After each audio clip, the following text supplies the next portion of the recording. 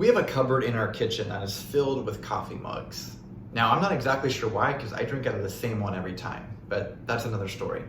But I'm pretty sure it's because these mugs represent inspiring messages, pictures, and words from my family. For instance, this is a picture of Emma when she was very little. Here, also, we have a Disneyland mug. And finally, one more mug that was a Mother's Day present to Jen. And so these mugs represent inspiring words and messages. There are certain Bible verses that I often refer to as coffee mug verses because they're plastered everywhere. And as inspiring as those are, I think what is more inspiring are the context in which these words are penned. And so one of those verses is Philippians 4:13. I can do all things through Christ who strengthens me. But let's listen to the context of this and truly be inspired. 11 through 13, Philippians 4.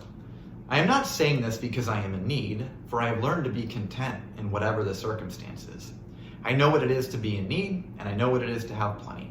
I have learned the secret of being content in any and every situation, whether well-fed or hungry, whether living in plenty or in want.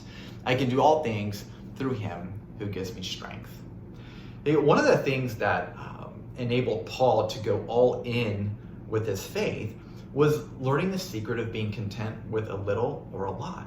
You see, Paul penned these words about contentment from prison where he actually had very little, and yet at the same time he had very much. And I'm persuaded that we will forever be limited to go all in our faith unless we learn the secret of being content. But to be able to do all things through Christ, there is a prerequisite, and that is the learned art of contentment. See, as our mission becomes bigger, the things of this world become smaller. Right? Part of the way we grow in contentment is by wholeheartedly immersing ourselves into furthering God's kingdom. You see, our hearts will find value in something. They will find something worth pursuing. And if it isn't being on mission, they will create a mission of their own. And our default mission, if left to our own devices, will be ourselves. See, often what we are chasing is actually elusive. And so we will quickly discover it's not enough. And this prevents us from going all in for the gospel because we're sidetracked by this lack of contentment. A couple times in these verses, we hear Paul say, I have learned the secret of being content. So first, this tells us that growing in contentment is a process. It is learned. But second, I wonder what the secret was. I believe one of his secrets was he constantly found himself in situations where he was stripped of so many things that we naturally look to for contentment.